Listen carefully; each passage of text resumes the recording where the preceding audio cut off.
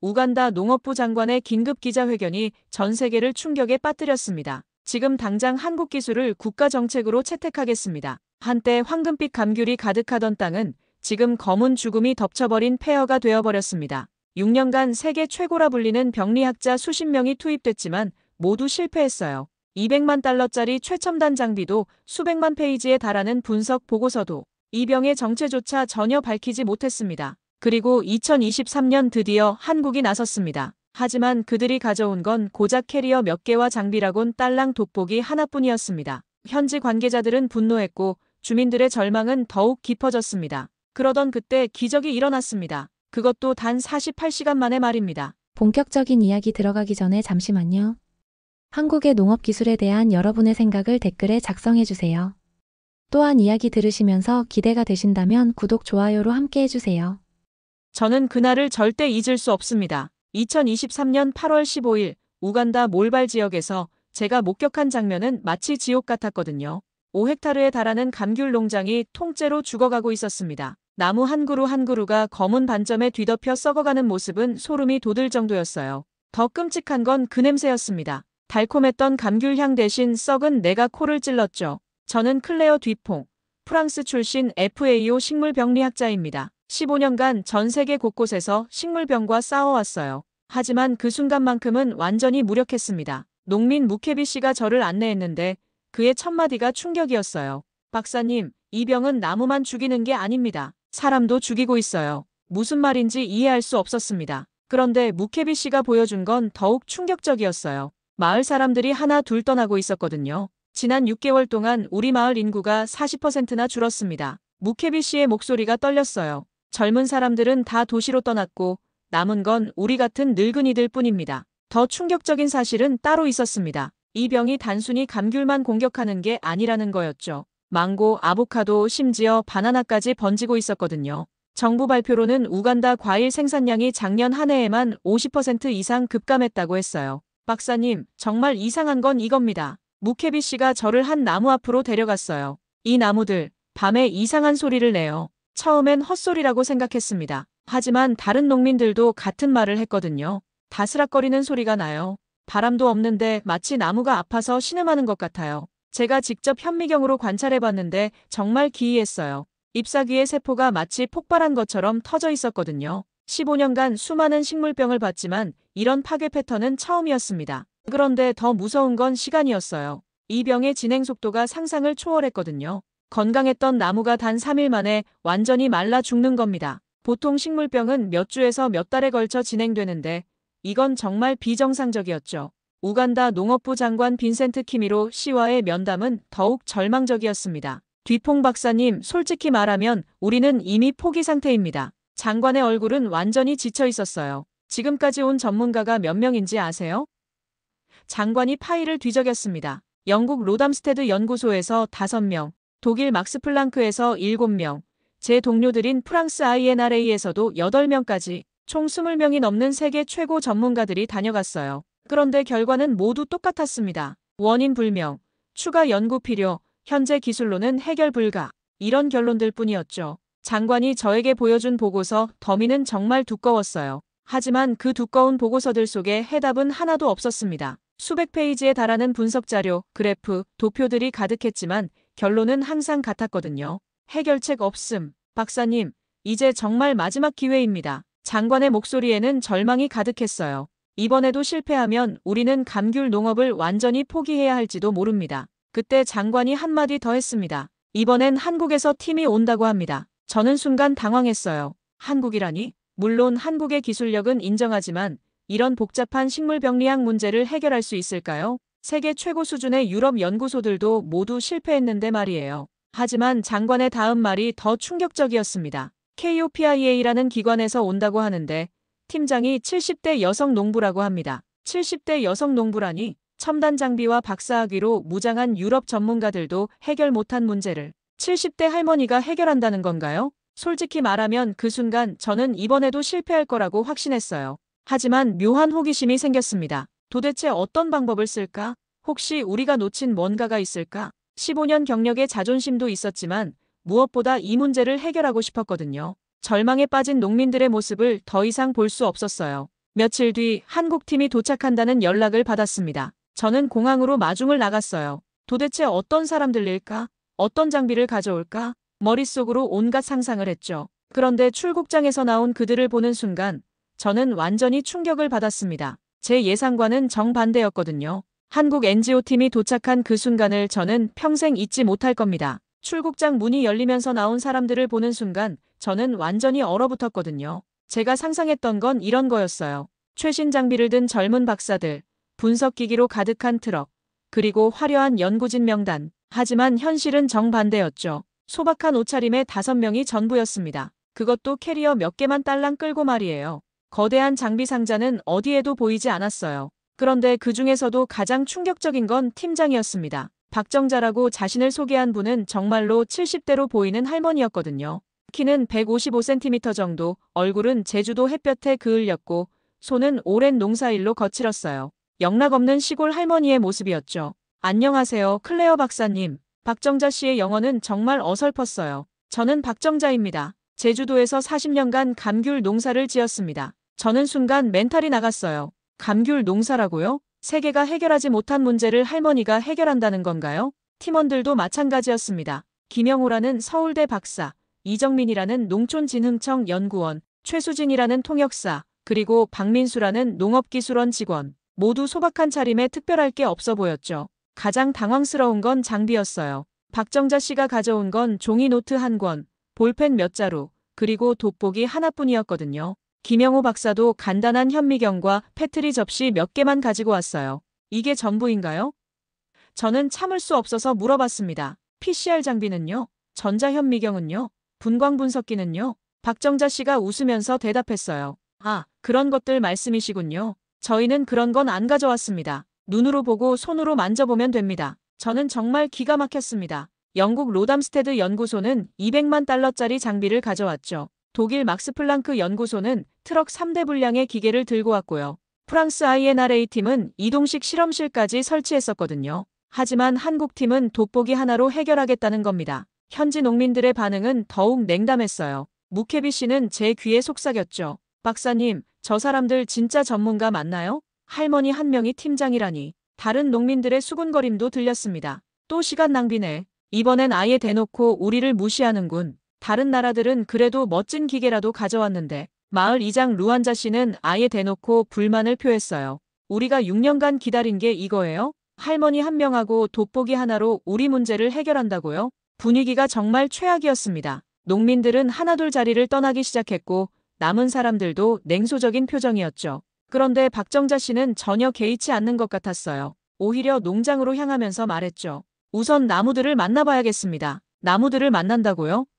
저는 반문했습니다. 네, 나무들이 뭐라고 하는지 들어봐야죠. 박정자 씨의 말에 농민들은 서로 눈짓을 주고받았어요. 이 할머니 정신이 이상한 건 아닌가?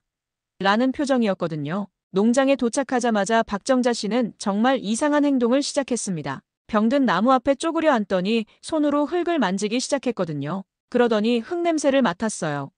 이상하네요. 박정자 씨가 중얼거렸어요. 이 냄새는 뭔가 다릅니다. 김영호 박사가 물어봤어요. 어떻게 다른가요? 제주도에서 감귤 농사 40년 지었는데 이런 냄새는 처음입니다. 보통 병든 나무 흙은 시큼한 냄새가 나는데 이건 좀 달콤해요. 저는 완전히 어이가 없었어요. 냄새로 병을 진단한다고요? 15년간 최첨단 장비로 분석해온 제가 바보 같았죠. 하지만 더 기이한 일이 벌어졌습니다. 박정자 씨가 병든 잎사귀를 손가락으로 비비더니 입에 대고 맛을 봤거든요. 어떻게 그걸 입에 대세요? 저는 깜짝 놀라서 소리쳤어요. 독성이 있을 수도 있는데 괜찮습니다. 박정자 씨는 태연하게 말했어요. 40년간 이렇게 해왔는데 한 번도 탈난 적 없습니다. 그러더니 정말 충격적인 말을 했어요. 이 맛도 이상합니다. 보통 병든 잎은 쓴맛이 나는데 이건 약간 매워요. 농민들은 이제 완전히 포기한 표정이었어요. 무케비 씨는 고개를 저으며 말했죠. 박사님, 저희는 이제 집에 가보겠습니다. 할 일이 많아서요. 하나둘 농민들이 자리를 떠나기 시작했어요. 마을 이장도 혀를 차면서 말했죠. 역시 기대하지 말았어야 했습니다. 하지만 박정자 씨는 계속 자신의 일을 했습니다. 돋보기로 잎사귀를 자세히 들여다보더니 종이 노트에 뭔가를 적기 시작했죠. 그런데 그가 적는 건 복잡한 공식이나 데이터가 아니었어요. 아침 8시 동쪽 나무잎 끝이 말림, 오후 2시 서쪽 나무 줄기에서 진물, 저녁 6시 북쪽 나무 뿌리 주변 흰 곰팡이. 마치 농사일지 같은 기록이었죠. 김영호 박사가 조심스럽게 물어봤습니다. 박 선생님, 혹시 어떤 방향으로 접근하실 건가요? 박정자 씨는 고개를 들더니 말했어요. 글쎄요, 아직은 나무들이 뭐라고 하는지 들어보고 있습니다. 내일부터 본격적으로 시작해보죠. 저는 정말 실망스러웠습니다. 첫날부터 이 정도면 앞으로 몇 주는 이런 식으로 시간만 보낼 것 같았거든요. 하지만 묘한 호기심도 생겼어요. 이 할머니는 도대체 뭘 보고 있는 걸까? 그날 밤 호텔에서 이상한 일이 있었습니다. 박정자 씨가 갑자기 제 방을 찾아왔거든요. 클레어 박사님, 하나만 여쭤보고 싶은 게 있습니다. 혹시 이 병이 언제부터 시작됐는지 정확히 아세요? 2015년부터라고 들었는데요. 그런데 정말로 2015년부터일까요? 박정자 씨의 눈빛이 갑자기 날카로워졌어요. 제가 오늘 보니까 이건 훨씬 오래된 것 같은데요. 그 순간 저는 소름이 돋았습니다. 혹시 우리가 놓친 게 있는 건 아닐까요? 그날 밤 박정자 씨의 말이 계속 머릿속을 맴돌았어요. 이건 훨씬 오래된 것 같은데요. 도대체 무슨 근거로 그런 말을 하는 걸까요? 잠을 이루지 못하고 뒤척이다가 새벽 5시에 일어나 농장으로 향했습니다. 농장에 도착해보니 놀라운 광경이 펼쳐졌어요. 박정자 씨가 이미 와 있었거든요. 그것도 혼자서 나무 한 그루 한 그루를 돌아다니며 뭔가를 하고 있었습니다. 가까이 가보니 더욱 신기했어요. 그분은 각 나무마다 작은 표차를 꽂고 있었습니다. A1, B7, C15 이런 식으로 번호를 매기고 있었어요. 박 선생님, 벌써 나오셨네요. 제가 인사를 건네자 박정자 씨가 돌아봤어요. 아, 클레어 박사님, 일찍 나오셨군요. 저 표찰은 뭔가요? 아, 이거요? 박정자 씨가 손에 든 표차를 보여줬어요. 나무들을 구분해서 관찰하려고 합니다. 각각 다른 이야기를 하고 있거든요. 저는 고개를 갸우뚱했습니다. 나무가 다른 이야기를 한다니? 하지만 그분의 다음 말에 깜짝 놀랐어요. 박사님, 혹시 이 농장에서 가장 오래된 나무가 어느 건지 아세요? 글쎄요, 딱히. 박정자 씨가 저를 한 나무 앞으로 데려갔습니다. 농장 가운데 있는 큰 감귤나무였는데 다른 나무들보다 확실히 두껍고 키가 컸죠. 이 나무가 가장 오래된 것 같습니다. 박정자 씨가 나무 껍질을 만지면서 말했어요. 아마 25년은 넘었을 거예요. 그러더니 충격적인 관찰을 내놓았어요. 그런데 이상한 건 이 나무의 병 증상이 다른 나무들과 다릅니다. 어떻게 다른가요? 다른 나무들은 잎끝부터 검게 변하는데 이 나무는 줄기 쪽부터 시작됩니다. 박정자 씨가 돋보기로 나무를 자세히 관찰했어요. 그리고 이 검은 반점의 패턴도 다르고요. 저는 즉시 현미경을 가져와 확인해봤습니다. 정말로 그분의 말이 맞았어요.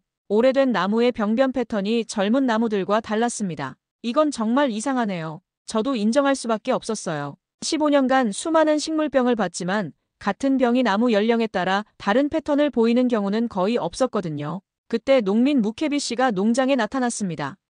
벌써 오셨네요. 어제 다들 가버렸는데. 박정자 씨가 무케비 씨에게 물어봤어요. 혹시 이 농장에서 병이 처음 나타난 곳이 어디인지 기억하세요? 무케비 씨가 고개를 끄덕였습니다. 네, 저기 저 오래된 나무에서 처음 시작됐어요. 2015년 여름이었는데.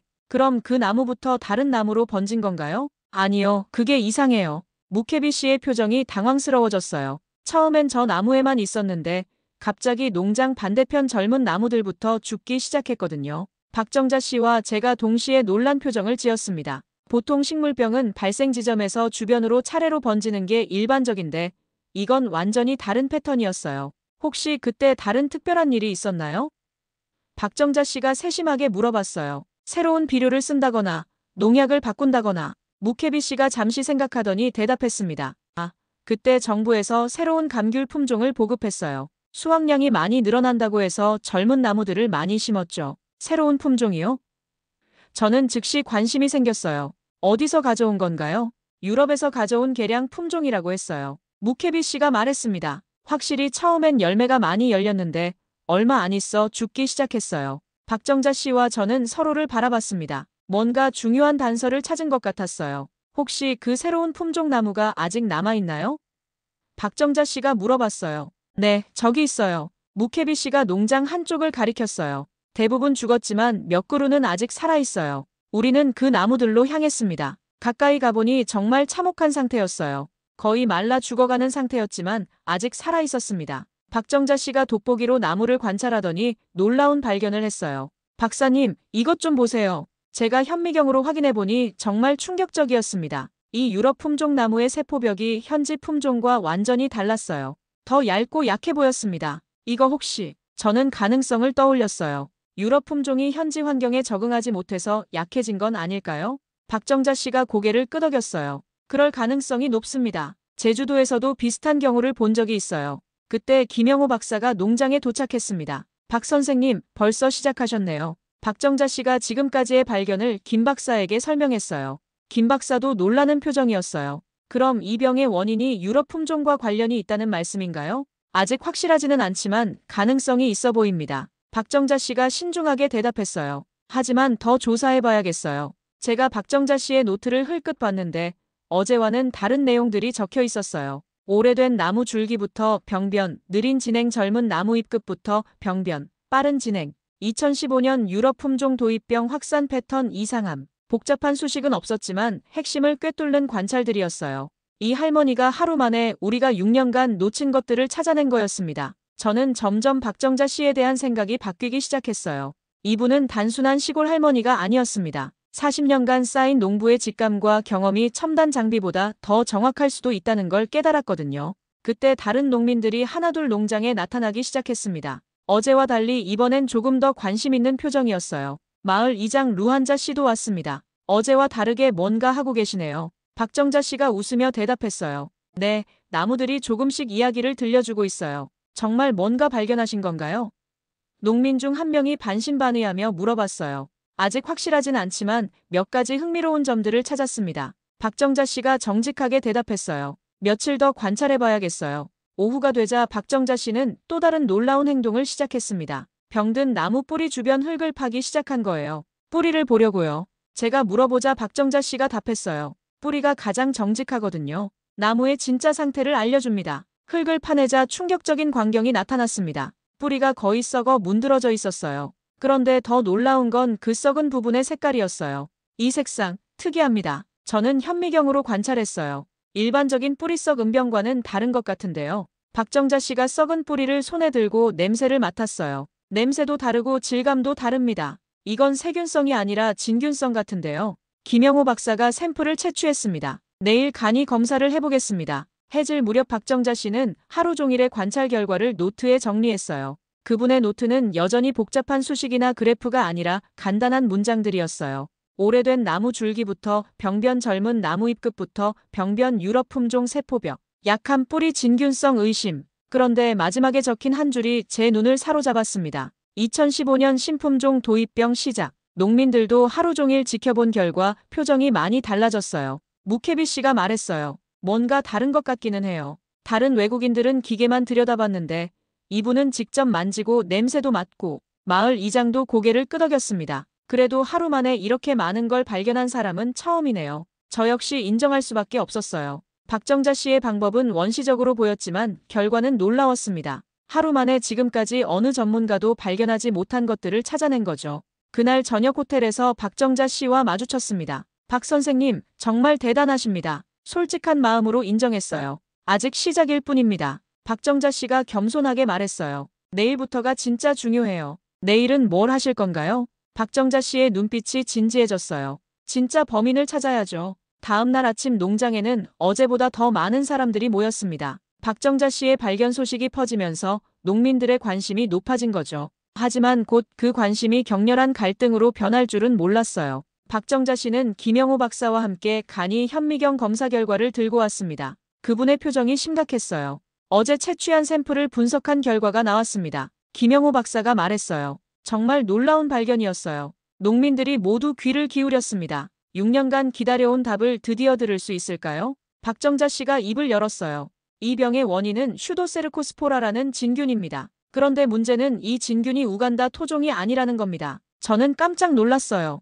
외래종이라는 말씀인가요? 네, 맞습니다. 박정자 씨가 고개를 끄덕였어요. 이 진균은 원래 유럽 지역에 서식하는 종류입니다. 그런데 2015년 유럽에서 들여온 감귤 묘목과 함께 우간다에 들어온 것 같습니다. 그 순간 농장이 조용해졌어요. 농민들의 표정이 서서히 변하기 시작했습니다. 무케비 씨가 떨리는 목소리로 물어봤어요. 그럼 그 유럽 품종 때문에 우리 농장이 망한 건가요? 정확히는 그 묘목에 붙어온 진균 때문입니다. 박정자 씨가 신중하게 대답했어요. 유럽에서는 이 진균에 대한 저항성이 있었지만 우간다 토종 감귤은 이진균을 처음 만나서 속수무책이었던 거죠. 마을 이장 루안자 씨의 얼굴이 붉어졌습니다. 그럼 정부가 우리를 속인 건가요? 수확량이 많이 늘어난다고 해서 모든 농민들이 그 묘목을 심었는데 다른 농민들도 웅성거리기 시작했어요. 우리가 바보였나?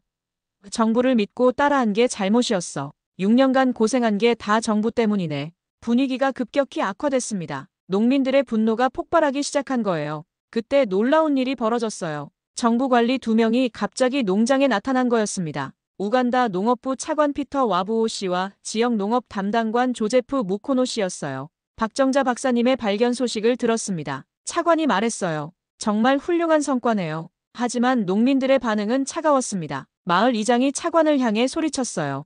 훌륭한 성과라고요? 당신들이 들여온 유럽 묘목 때문에 우리가 6년간 고생한 걸 이제 알았다는 소리예요. 차관의 표정이 당황스러워졌어요. 무슨 말씀이신지 김영호 박사가 상황을 설명했습니다. 2015년 정부에서 보급한 유럽 개량 품종에 슈도세르코스포라 진균이 붙어 있었던 것 같습니다. 그게 이 모든 문제의 시작이었어요. 차관의 얼굴이 하얗게 변했어요. 그런 일이 있을 리가. 농민들의 분노가 더욱 커졌습니다. 있을 리가 없다고요? 우리가 거짓말한다는 거예요? 6년간 우리가 겪은 고통이 거짓말이라는 거예요? 상황이 점점 격해졌어요. 농민 몇 명이 차관 쪽으로 다가가기 시작했습니다. 그때 박정자 씨가 나섰어요. 잠깐만요, 여러분. 지금 중요한 건 과거를 따지는 게 아니라 해결책을 찾는 겁니다. 해결책이요? 무케비 씨가 비웃듯 말했어요. 이미 망가질 대로 망가졌는데 무슨 해결책이 있어요? 있습니다. 박정자 씨가 단호하게 말했어요. 제가 40년간 제주도에서 비슷한 문제를 해결해 본 경험이 있어요. 농민들이 조금씩 관심을 보이기 시작했습니다. 슈도세르코스포라는 고가의 외국 농약이 없어도 충분히 방제할 수 있습니다. 박정자 씨가 설명했어요. 현지에서 구할 수 있는 재료들로도 충분해요. 지역 농업 담당관 무코노 씨가 의아한 표정을 지었어요. 현지 재료요? 그런데 우리는 이미 유럽의 최신 방제 시스템에 막대한 예산을 투입했는데 농민들이 다시 들끓기 시작했습니다. 또 유럽이에요. 유럽 때문에 망했는데 또 유럽 거 쓰자고요? 박정자 씨가 차관에게 말했어요. 차관님, 시범적으로라도 제 방법을 시도해 볼 수 있지 않을까요? 만약 효과가 없으면 그때 다른 방법을 쓰셔도 됩니다. 차관이 난색을 표했어요. 문제는 예산입니다. 이미 유럽 시스템에 투입한 돈이 있는데 또 다른 방법에 예산을 쓸 수는 없어요. 그 말에 농민들이 완전히 폭발했습니다. 예산이 문제라고요? 우리 생계는 문제가 아니고요. 6년간 굶으면서 기다린 농민들은 안중에도 없다는 거예요. 마을 이장이 소리쳤어요. 우리는 정부 실험용 쥐가 아니에요. 그만 정부 말만 믿고 따라하겠어요. 농민들이 하나둘 자리를 떠나기 시작했습니다. 한국 사람들은 좋지만 정부는 믿을 수 없어. 우리끼리라도 박정자 선생님 방법을 시도해보자. 차관이 당황했어요. 농민 여러분, 잠깐만요. 무허가로 농약을 사용하면 법적 문제가. 하지만 아무도 듣지 않았습니다. 농민들은 이미 정부에 대한 신뢰를 완전히 잃었어요. 그날 오후 호텔에서 박정자 씨와 차관이 만났습니다. 저도 함께 참석했어요. 박사님, 정말 죄송합니다. 차관이 머리를 숙였어요. 농민들을 이렇게 만든 건 저희 정부의 책임이에요. 박정자 씨가 말했어요. 지금이라도 늦지 않았습니다. 농민들에게 선택권을 주세요. 유럽 시스템을 원하는 농민은 그걸 쓰고 제 방법을 원하는 농민은 그걸 쓸 수 있게 해주세요. 차관이 고민하는 표정이었어요. 하지만 두 가지 시스템을 동시에 지원하기에는 예산 걱정은 하지 마세요. 박정자 씨가 웃으며 말했어요. 제 방법은 돈이 거의 안 들어요. 현지 재료와 약간의 물 관리 시스템만 추가하면 됩니다. 그 순간 저는 깨달았어요. 박정자 씨의 진짜 목적이 뭔지 말이죠. 그분은 단순히 병을 치료하려는 게 아니라 농민들이 스스로 문제를 해결할 수 있게 만들려는 거였어요. 하지만 농민들이 이미 정부를 불신하는데 차관이 걱정했어요. 그건 제가 해결해 보겠습니다. 박정자 씨가 자신 있게 말했어요. 내일부터 직접 농민들과 함께 작업하면서 방법을 가르쳐 드릴게요. 그날 밤 저는 박정자 씨에게 물어봤어요. 정말 현지 재료로 해결이 될까요? 박정자 씨가 고개를 끄덕였어요. 물론입니다. 하지만 더 중요한 건 농민들이 스스로 할 수 있다는 자신감을 되찾는 거예요. 그게 진짜 치료법입니다. 다음 날 아침 농장에는 놀라운 광경이 펼쳐졌어요. 농민들이 자발적으로 모여서 박정자 씨를 기다리고 있었습니다. 어제의 분노가 오히려 행동력으로 바뀐 거죠. 무케비 씨가 박정자 씨에게 말했어요. 선생님, 우리가 정부 허락 없이라도 선생님 방법을 시도해보고 싶어요. 더 이상 기다릴 수 없어요. 박정자 씨가 웃으며 답했어요. 좋습니다. 하지만 우선 작은 구역부터 시작해봅시다. 성공하면 점점 넓혀가는 거죠. 그분은 농장의 한 모퉁이, 약 200평 정도의 구역을 선택했어요. 그곳에는 반쯤 죽어가는 감귤나무 20그루 정도가 있었습니다. 여기서 시작하겠습니다. 박정자 씨가 말했어요. 만약 이 나무들이 살아난다면 다른 구역도 할 수 있을 거예요. 첫 번째 작업은 토양 개선이었어요. 박정자 씨는 농민들과 함께 나무 주변 흙을 파기 시작했습니다. 슈도세르코스포라는 습한 환경을 좋아합니다. 박정자 씨가 설명했어요. 그래서 배수를 잘 시켜야 해요. 농민들이 삽을 들고 배수로를 만들기 시작했어요. 단순한 작업이었지만 뭔가 희망이 보이기 시작했습니다. 두 번째는 천연 방제제였어요. 박정자 씨는 현지에서 자라는 식물들을 채집하기 시작했습니다. 이 식물들은 자연 항진균 성분이 있어요. 박정자 씨가 말했어요. 제주도에서도 할머니들이 이런 방법을 써왔거든요. 농민들이 반신반의하는 표정이었어요. 6년간 수입 농약만 써왔는데 갑자기 현지 풀들이라니. 하지만 박정자 씨의 다음 작업이 농민들을 놀라게 했어요. 그분은 나무마다 작은 물통을 설치하기 시작한 거였습니다. 이건 뭐 하는 건가요? 농민 중 한 명이 물어봤어요. 점적 관수 시스템입니다. 박정자 씨가 설명했어요. 물을 조금씩 꾸준히 주는 거예요. 진균은 갑작스러운 습도 변화를 싫어하거든요. 김영호 박사가 감탄했어요. 정말 간단하면서도 효과적인 방법이네요. 그런데 일주일이 지나자 놀라운 일이 벌어졌어요. 갑자기 우간다의 우기가 시작된 거였습니다. 폭우가 쏟아지면서 박정자 씨가 만든 시설들이 모두 물에 잠겼어요. 배수로는 넘쳐났고 점적 관수 시스템은 무용지물이 됐습니다. 더 심각한 건 나무들이었어요. 며칠 전까지 회복 기미를 보이던 나무들이 다시 시들기 시작했거든요. 이럴 수가. 김영호 박사가 절망적인 표정으로 말했어요. 습도가 급격히 올라가면서 진균이 다시 활성화된 것 같아요. 농민들의 얼굴에는 다시 절망이 서렸어요. 무케비 씨가 한숨을 쉬며 말했습니다. 역시 우리한테는 기적 같은 일이 일어날 수 없나 봐요. 더 큰 문제가 생겼어요. 다른 농장에서도 비슷한 피해 소식이 들려온 거였습니다. 박정자 씨의 방법을 따라했던 농장들이 모두 같은 상황이었어요. 모든 농장이 다시 망가졌어요. 마을 이장 루안자 씨가 보고했어요. 농민들이 완전히 포기하는 분위기예요. 설상가상으로 정부 관계자들이 나타났습니다. 차관 피터 와보호 씨와 함께 온 건 감사관들이었어요. 박사님, 이 상황을 어떻게 설명하시겠습니까? 감사관 중 한 명이 날카롭게 물어봤어요. 정부가 지원한 시범 사업이 완전히 실패했는데요. 박정자 씨의 표정이 굳어졌어요. 하지만 그분은 침착하게 답했습니다. 아직 포기할 때가 아닙니다. 우기에 대한 대비가 부족했을 뿐이에요. 부족했다고요?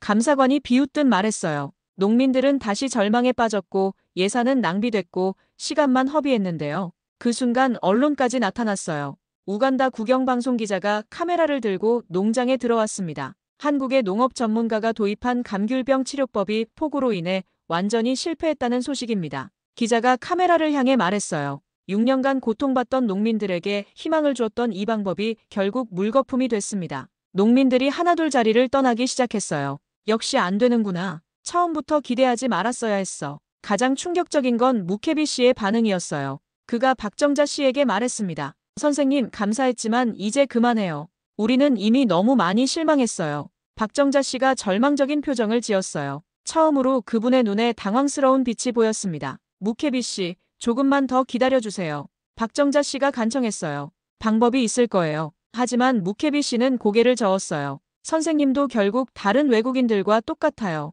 처음엔 희망을 주더니 결국엔 실망만 안겨주네요. 그 말에 박정자 씨가 크게 상처받은 표정을 지었어요. 40년간 제주도에서 농사를 지으며 쌓은 자신감이 무너지는 순간이었습니다. 정부 감사관이 냉정하게 말했어요. 박사님, 이번 실패에 대한 책임을 지셔야겠습니다. 정부 예산을 낭비했고 농민들에게 거짓 희망을 줬어요. 거짓 희망이라니요? 김영호 박사가 분노했어요. 분명히 효과가 있었잖아요. 일주일 잠깐 효과가 있었다고 해서 성공이라고 할 수 있나요? 감사관이 반박했어요. 결국 실패한 거 아닙니까? 언론 보도는 더욱 가혹했어요. 한국농업기술, 우간다에서 참패 6년 묵은 감귤병, 여전히 해결책 없어 농민들 재차 절망에 빠져. 그날 저녁 호텔에서 박정자 씨를 만났을 때 그분은 완전히 지쳐 있었어요. 40년간 농사를 지으며 한 번도 보지 못한 모습이었습니다. 클레어 박사님, 제가 너무 자만했나 봅니다. 박정자 씨가 중얼거렸어요. 제주도 경험만 믿고 너무 쉽게 생각했어요. 아닙니다. 박 선생님, 저는 위로했어요. 분명히 효과가 있었어요. 우기만 지나면 하지만 농민들은 이미 저를 믿지 않아요. 박정자 씨가 한숨을 쉬었어요. 무케비 씨 말이 맞아요. 저도 결국 거짓 희망만 준 외국인일 뿐이에요. 그 순간 박정자 씨의 휴대폰이 울렸어요. 한국에서 온 전화였습니다. KOPIA 본부에서 철수 명령이 떨어진 거였어요. 네, 알겠습니다. 박정자 씨가 전화를 끊었어요. 내일 한국으로 돌아가라고 하네요. 저는 믿을 수 없었어요. 벌써요? 조금만 더 시간을 주면. 본부에서는 이미 실패작으로 판단했어요. 박정자 씨가 쓴웃음을 지었어요. 더 이상 예산을 투입할 수 없다고 하네요. 다음 날 아침 박정자 씨는 농장에 작별 인사를 하러 갔어요. 하지만 거의 아무도 나오지 않았습니다. 어제까지 함께 일했던 농민들이 모두 등을 돌린 거였어요. 무케비 씨만 나와서 말했습니다. 선생님, 그동안 고생하셨어요. 하지만 우리는 이제 포기했어요. 박정자 씨가 마지막으로 부탁했어요. 무케비 씨, 혹시 우기가 끝나면 다시 시도해볼 생각은 없으세요? 없어요. 무케비 씨가 단호하게 말했어요. 더 이상 희망 고문은 받고 싶지 않아요. 공항으로 향하는 차 안에서 박정자 씨는 말이 없었어요. 40년간 쌓은 자신감이 완전히 무너진 모습이었습니다. 하지만 그때 예상치 못한 일이 벌어졌어요. 공항에 도착하기 직전 박정자 씨의 휴대폰으로 무케비 씨에게 문자가 온 거였습니다. 박 선생님, 저 혼자라도 계속해보겠어요. 박정자 씨의 눈이 반짝였어요. 클레어 박사님, 혹시 비행기를 하루 미룰 수 있을까요? 저는 놀랐어요. 정말요? 네, 아직 끝나지 않았어요. 박정자 씨의 목소리에 다시 힘이 돌아왔어요. 무케비 씨가 믿어준다면 저도 다시 해볼 수 있어요. 그날 저녁 우리는 다시 농장으로 향했어요. 이번엔 정말 마지막 기회였습니다. 농장에 도착했을 때 무케비 씨 혼자만 기다리고 있었어요. 다른 농민들은 모두 포기했지만 그만은 아직 희망의 끈을 놓지 않고 있었습니다. 선생님, 정말 다시 오셨네요. 무케비 씨의 눈에 눈물이 고였어요. 사실 전 선생님이 안 오실 줄 알았어요. 박정자 씨가 그의 손을 잡았어요. 무케비 씨가 믿어주시는데 어떻게 포기할 수 있겠어요. 하지만 상황은 여전히 절망적이었어요. 폭우로 무너진 농장을 다시 복구하기에는 시간도 인력도 부족했습니다. 더구나 정부 지원도 끊어진 상태였어요. 어떻게 할까요? 무케비 씨가 막막한 표정으로 물어봤어요. 저 혼자로는 도저히. 그때 박정자 씨가 놀라운 아이디어를 냈어요. 무케비 씨, 우기를 이용해봅시다. 우기를 이용한다고요? 네, 우기를 적으로 생각하지 말고 친구로 만들어 봅시다. 박정자 씨의 눈이 반짝였어요. 제주도에서도 태풍을 이용해서 농사를 짓는 방법이 있거든요. 박정자 씨는 완전히 새로운 접근법을 제시했어요. 기존의 배수로를 없애고 대신 물을 모으는 저수지를 만드는 거였습니다. 슈도세르코스포라는 습도 변화를 싫어합니다. 박정자 씨가 설명했어요. 갑자기 건조해지거나 갑자기 습해지면 죽어요. 우기 동안 물을 모아뒀다가 건기에 조금씩 사용하면서 습도를 일정하게 유지하는 거죠. 무케비 씨가 고개를 갸우뚱했어요. 그런데 저수지를 만들 돈이 없는데요. 돈이 들지 않는 방법이 있어요. 박정자 씨가 웃었어요. 자연이 만들어준 웅덩이들을 활용하는 거예요. 정말로 농장 곳곳에는 폭우로 생긴 크고 작은 웅덩이들이 있었어요.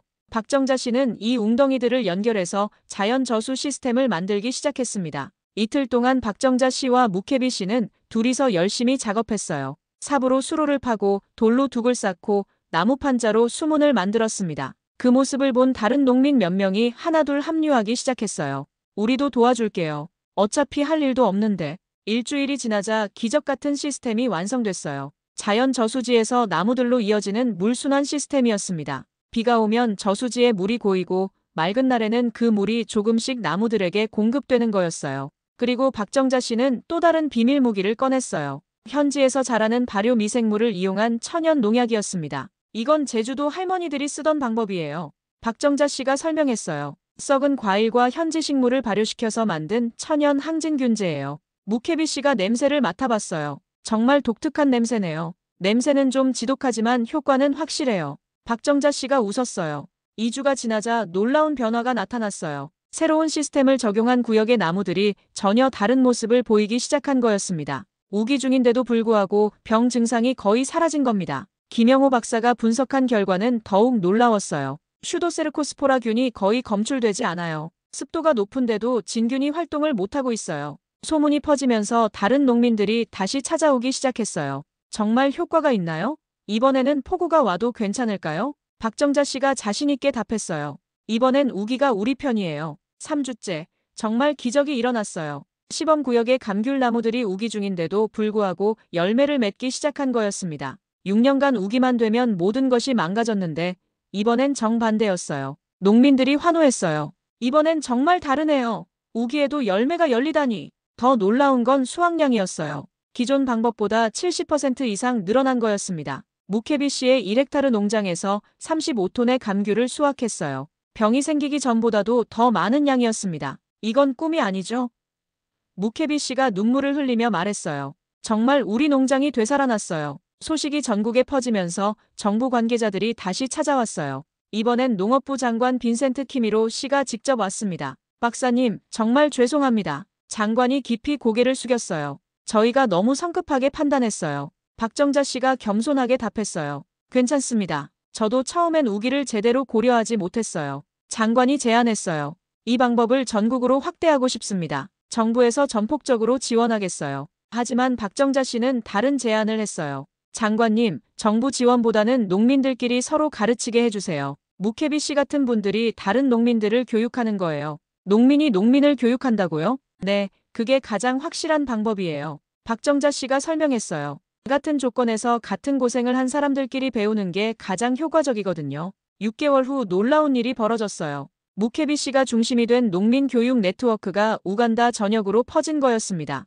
농민들이 직접 다른 농민들을 찾아가서 기술을 전수했어요. 우간다 감귤 생산량이 2015년 이전 수준을 완전히 회복했습니다. 아니, 오히려 그보다 30% 더 늘어났어요. 박정자 씨의 물 관리 시스템과 천연 농약 덕분이었죠. WHO에서도 이 사례를 주목했어요. 우간다 모델이라고 불리며 다른 아프리카 국가들로 확산되기 시작했습니다. 언론의 평가도 완전히 바뀌었어요. 한국 농업기술, 아프리카에서 기적 창조 6년 묵은 감귤병, 드디어 완전 정복 농민 중심 기술 전수의 새로운 모델. 그날 저녁 축하 파티에서 무케비 씨가 박정자 씨에게 말했어요. 선생님이 주신 건 농업기술이 아니에요. 우리에게 자신감을 되돌려 주신 거예요. 박정자 씨가 눈물을 글썽이며 답했어요. 아닙니다. 저도 여러분께 배웠어요. 포기하지 않는 힘을 말이에요. 저는 그 순간을 지켜보며 깨달았어요. 진정한 기술 전수란 단순히 방법을 가르치는 게 아니라 정신과 마음을 나누는 거라는 걸 말이죠.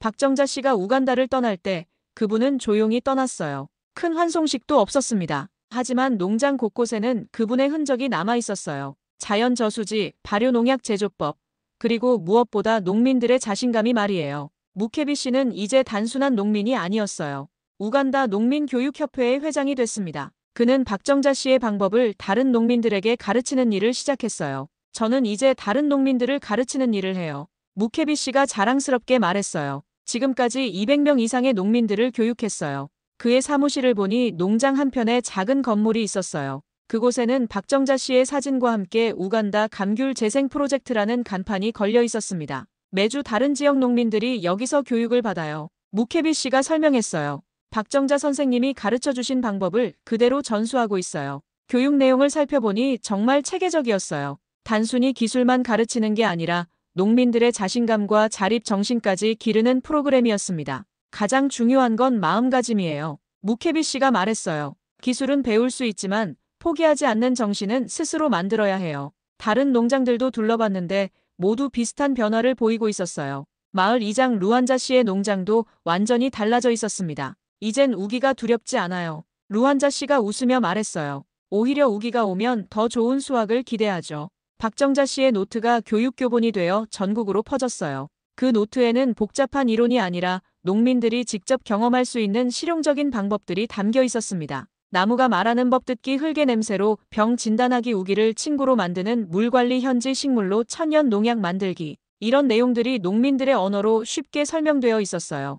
1년 후 저는 다시 우간다를 찾았어요. WHO 보고서 작성을 위해서였습니다. 몰발 지역에 도착했을 때 저는 눈을 의심했어요. 1년 전까지만 해도 황폐했던 농장들이 완전히 변해 있었거든요. 푸른 감귤나무들이 끝없이 펼쳐져 있었습니다. 무케비 씨를 다시 만났을 때 그는 완전히 다른 사람이 되어 있었어요. 자신감 넘치는 표정으로 저를 맞이했어요. 클레어 박사님, 정말 오랜만이에요.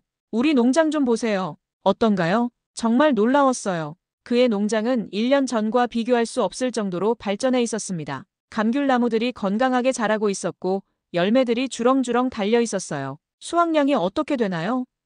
제가 물어보자 무케비 씨가 자랑스럽게 답했어요. 헥타르당 50톤이에요. 6년 전보다 2배 이상 늘었어요. 하지만 더 놀라운 건 따로 있었어요. 무케비 씨는 이제 단순한 농민이 아니었습니다. 우간다 농민교육협회의 회장이 된 거였어요. 경제적 변화도 놀라웠어요. 우간다의 감귤 수출량이 300% 늘어났습니다. 농민들의 소득도 평균 250% 증가했어요. 무케비 씨는 이제 새 집을 짓고 자녀들을 대학에 보낼 수 있게 됐어요. 6년 전만 해도 꿈도 못 꾸던 일이에요. 그가 감격스럽게 말했어요. 하지만 가장 큰 변화는 정신적인 것이었어요. 농민들이 스스로를 박정자의 제자들이라고 부르며 자부심을 갖고 있었어요.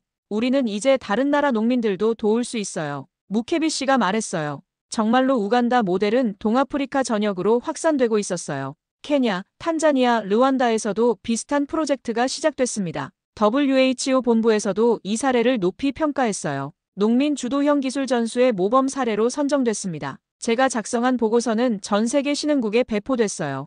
1년 후 저는 박정자 씨를 제주도에서 다시 만났어요. 그분은 다시 자신의 감귤 농장에서 평범한 농부로 살고 있었습니다. 박 선생님, 우간다에서의 성과가 전 세계적으로 주목받고 있어요. 제가 말하자 박정자 씨가 겸손하게 웃었어요. 저는 그냥 제주도에서 배운 걸 알려준 것뿐이에요. 진짜 대단한 건 무케비 씨 같은 농민들이에요. 하지만 선생님이 없었다면 불가능했을 거예요. 박정자 씨가 창밖을 바라보며 말했어요. 농업은 단순히 기술의 문제가 아니에요. 사람과 사람 사이의 믿음, 그리고 포기하지 않는 정신이 더 중요하죠. 그분의 말이 맞았어요. 박정자 씨가 우간다에 가져간 건 단순한 농업 기술이 아니었습니다. 한국 농부들의 끈기와 정성, 그리고 포기하지 않는 정신이었어요. 2년이 지난 지금 우간다의 감귤 농업은 완전히 새로운 모습을 보이고 있어요. 슈도세르코스포라는 더 이상 두려운 존재가 아닙니다. 농민들은 자신감을 갖고 스스로 문제를 해결하고 있거든요. 그리고 무엇보다 중요한 건 이 변화가 지속되고 있다는 겁니다. 박정자 씨가 떠난 후에도 농민들은 계속해서 발전하고 있어요. 그들은 이제 진짜 의미에서 자립한 거였어요. 저는 이제 확신합니다. 진정한 국제협력은 기술을 주고받는 게 아니라 정신과 마음을 나누는 거라는 걸 말이에요. 박정자 씨와 우간다 농민들이 보여준 건 바로 그런 협력이었습니다. 한국의 진짜 힘은 첨단 기술이 아니라 어떤 어려움도 극복하는 정신력이었어요. 그리고 그 정신이 지구 반대편 우간다에서 새로운 기적을 만들어낸 거였습니다. 한 명의 70대 제주도 할머니가 만들어낸 기적이었어요. 첨단 장비도 거대한 예산도 없이 오직 정성과 끈기만으로 6년간 해결되지 않던 문제를 풀었습니다. 박정자 씨가 우간다에 전해준 건 단순한 농업 기술이 아니었어요. 포기하지 않는 한국인의 정신과 사람을 믿는 따뜻한 마음이었습니다. 지금도 우간다의 감귤 나무들은 한국의 정성 위에서 열매를 맺고 있어요. 그리고 그 열매 하나하나에는 두 나라 사람들의 우정과 신뢰가 담겨 있습니다. 이것이 진정한 한국의 힘이에요. 기술이 아닌 마음으로 세계를 변화시키는 힘 말이에요. 여기까지 시청해주셔서 감사합니다. 구독, 좋아요 잊지 마세요.